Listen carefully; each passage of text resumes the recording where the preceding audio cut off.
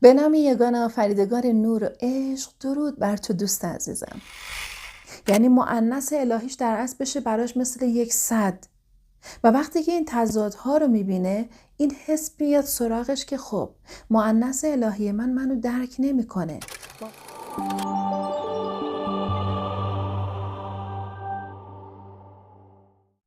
توی روابط جفت‌های روحی همونطور که شما عزیزان میدونید، رابطه جفت‌های روحی یک رابطه خیلی متفاوت هست. یک نوع عشق و ارتباط عمیقی بین جفت‌های روحی هست، چون که ما میگیم هر دو یک نفرن. این جفت‌های روحی همون شعله‌های دوقلو هستن. توی مباحث کانال من هر دو برام یکی هست. شعله دوقلوی شما وقتی شما رو ترک میکنه که اون شدت رابطه، اون شدت عشق داره یکم میترسونتش، یکم سردرگمش میکنه. شاید برای بعضیا عجیب باشه، بگن مگه میشه؟ کی میتونه از شدت عشق و احساسی که بین دو نفر هست بخواد فرار کنه؟ جفت‌های روحی این اتفاق براشون میافته. چرا؟ چون سردرگم میشن، چون یک جاهایی میترسن که اصلا ته این رابطه‌ای که اینقدر عشق هست قرار چی بشه؟ نکنه یک جایی همه زندگی من محدود به اون شخص بشه. نکنه یک جایی توی یک موقعیت یه سری اتفاقاتی رو من بخوام تجربه کنم به خاطر اون عشق عمیقی که من به طرف مقابلم دارم نتونم تجربهشون کنم و این ترس میاد سراغشون. در حالی که شخصی که توی رابطه با شما هست، وقتی که رابطه عاشقانه و عمیقی با شما داره، باید اصلا قدردان این رابطه عالی عاشقانه باشه. اما توی مباحث شعله های دوقلو این ترس برای شخص ایجاد میشه. چرا؟ مورد دوم، چون شخص ممکنه درون خودش ظرفیت اون عشق رو نبینه، احساس کنه که حتی این عشق خیلی بیش از حده، خیلی زیاده. ممکنه مثلا، نمیدونم بعضیاتون این مسئله رو تجربه کردین یا نه، اگر تجربه کردین حتما بنویسید. آیا شده بود که مثلا طرف مقابلتون به شما بگه که تو فراتر از رویاهای منی، یا اصلا من نمیدونم چرا اینقدر با تو حالم خوبه، چرا اینقدر حس خوب و عمیقی نسبت به تو دارم؟ این حس ها بین جفت های روحی و شعله های دوقلو هست و یه دفعه طرف ممکنه به قول یک جایی برگرده بگه اون حس و اون عشق تو انقدر زیاد هست که من احساس میکنم داره منو خفه میکنه. چرا؟ چون که این حرف رو شعله دوقلوی تو به تو میزنه که تو رو بیدار کنه. بیدار شو، تو درسته که نیمی از منی، اما داری خودت رو فراموش میکنی یا همه تو من شدم و این همه همدیگه شدن در اصل دلیلش اینه که شما یک نفرین، اما یک جایی تو انقدر شدت وابستگیت بالا میره و انقدر درگیر شعله دوقلوت میشی که خودت رو فراموش میکنی، خودت رو زیر پا میذاری. اون میشه همه تو. یکم ممکنه مسئله گیج کننده باشه، مثلا یه نفر بگه خب ما که یه نفریم. آره واقعا ما که من همه اونم اون همه منه، هر دو درسته، اما نه به قیمتی که تو بیای همه خودت رو له کنی. مگر نمیگی تو همه اون هستی، اون همه تو. حالا وقتی که تو خودت رو فراموش کنی اون نصفش از بین میره، تو نیمه اون هستی. مثل یک سیب، من براتون مثال بزنم، یک سیب کامل سالم، خب یک سیب کامل و سالم و خوشمزه، اما وقتی که نیمی از این سیب ذره ذره شروع کنه به خراب شدن، فساد خرابی اون نیمه به اون نیمه دیگه هم میرسه، اونو هم خراب میکنه و تا وقتی که این خرابی از بین نره، جدا نشه، اون نیمه توی موقعیت آسیبه. و الان دقیقا همین جوره. چرا میگن شعله های دوقلو آینه روبروی همن؟ دقیقا به خاطر همینه. مذکر الهی تو موقعی که تو رو ترک میکنه میبینه نیمه داره به خودش آسیب میزنه و خودش رو فراموش کرده. این مورد بعدی. و به همین دلیل تو رو ترک میکنه که به نظر من عمده ترین و اصلی ترین دلیلش همینه. میبینه تو از مسیر رشد، آگاهی، عاشق خود بودن، خودشناسی داری بیرون میری. شاید خودش هم اینجور نباشه ها، اما تو اول باید بیدار بشی. یعنی توی مباحث جفت‌های روحی ما هر چی که میشنویم اول مؤنث الهی بیدار میشه، چون اصلا مؤنث الهی منبع و مرکز عشقه.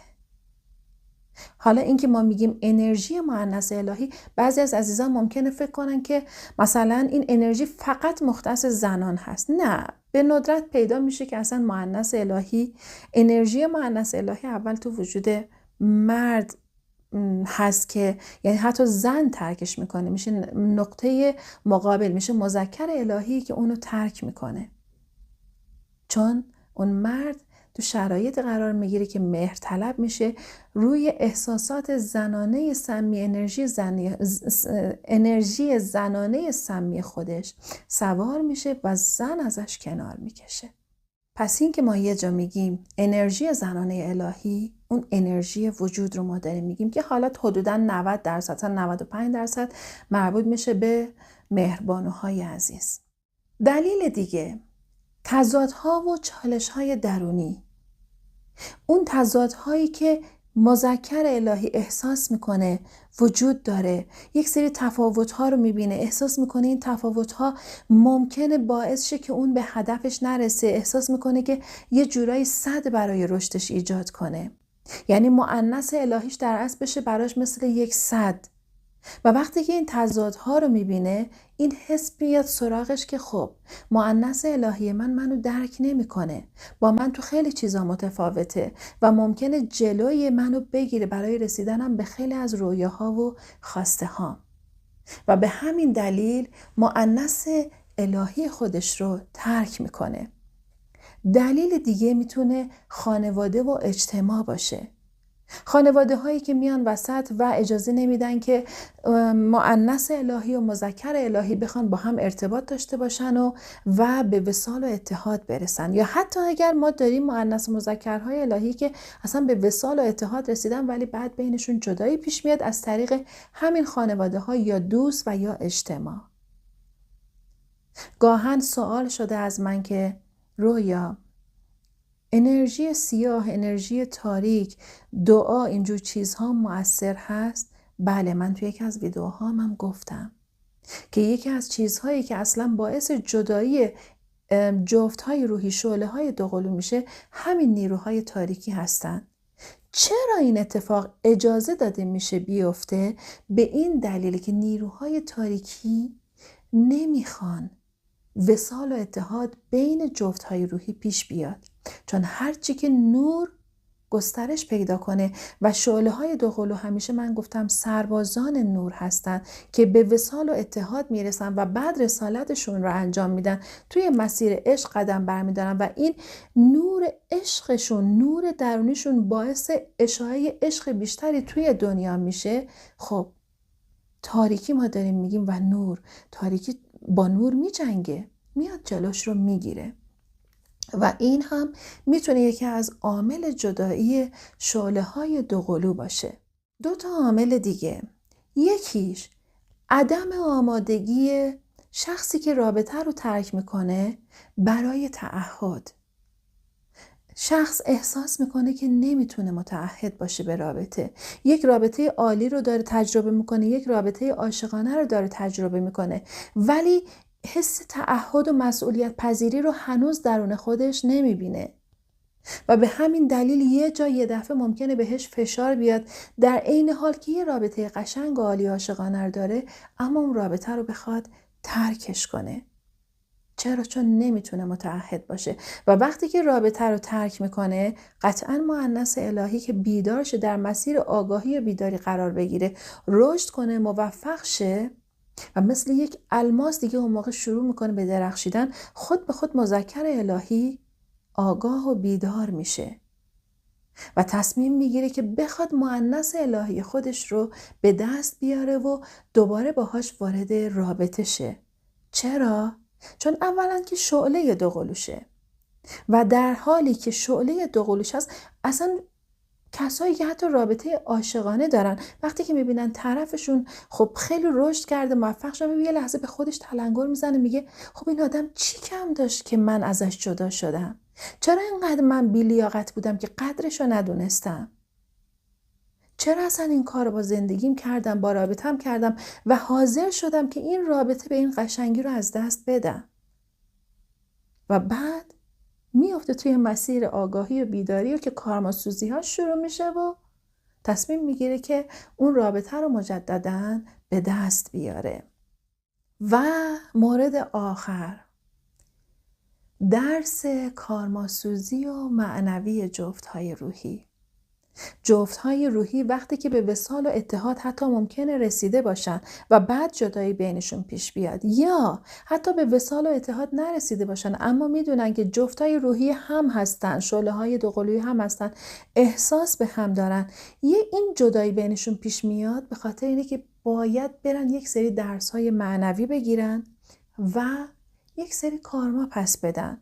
حالا کارماسوزی هاشون به شکل‌های مختلف، ممکنه کارماسوزی زندگی گذشتهشون باشه، ممکنه کارماسوزی حتی روابط قبلیشون باشه و حتی برخی از عزیزان وقتی که رابطه رو ترک میکنن، از طریق ورود به رابطه دیگه طرف مقابلی که تازه باهاش وارد رابطه شده میشه کارمیکش، میاد و اونو توی موقعیت کارماسوزی قرار میده. یعنی عزیزانی که جفت رویشون از زندگیشون بیرون رفته و شخص دیگه با طرف مقابلشون وارد رابطه شده، اون شخص به احتمال خیلی زیاد کارمیکش هست. اگر مطمئنید که شعله دوقلوی شما هست، خب اون شخص کارمیکش هست و میاد کارما پس میگیره. یعنی طرف مقابل انقدر درد میکشه که هر بار با تجربه رابطه با اون نفر سوم پیش خودش میگه که وای فلانی این بود، این کار رو برای من کرد، اینجور به من احترام میذاشت، اینجور با عشق با من رفتار میکرد و من چرا این کار رو کردم؟ و اون میشه کارمیک شعله دوقلو. دوست عزیزم، در نهایت اینو مد نظر داشته باشید، جدایی جفت‌های روحی و شعله‌های دوقلو برای رشد و آگاهی و بیداری ما هست. اما این رشد و آگاهی و بیداری رو مشروط بر این ندونید که حتما باید شعله دوقلوم برگرده که من رشد کنم، یا اگر من میخوام رشد کنم، آگاه شم، بیدار شم، به خاطر شعله دوقلومه. چون اینا دوتاش باز 2 تا 100 بازدارنده وصال و اتحاد شماست. یکیش داره اینو نشون میده که شما حالت خوب نیست بدون اون و حال خوبت رو در گروه اون شخص میدونی. دومین مسئله اینه که من میخوام رشد کنم به خاطر مذکر الهیم، به خاطر کسی که منو ترک کرده و این وابستگی شما رو نشون میده و همین باعث میشه که بین شما فاصله بیفته. چرا؟ چون شما تا موقعی که وابسته باشی اصلا اتحاد و وصالی دیگه ایجاد نمیشه، اصلا کائنات اجازهشو نمیده. این جدایی برای تو پیش اومده، این درد رو کشیدی برای اینکه تو حس وابستگیت رو از دست بدی. پس رشد کن، عاشق خودت باش به خاطر خودت، چون تو لایق بهترین زندگی هستی و اونی که مال تو باشه و متعلق به تو برمیگرده به زندگی. و در نهایت بهت میگم که با تمام وجودم خیلی دوست دارم. رشد تو، موفقیت تو، به اوج رسیدن تو، شادی تو همش مال منم هست. مراقب خودت باش.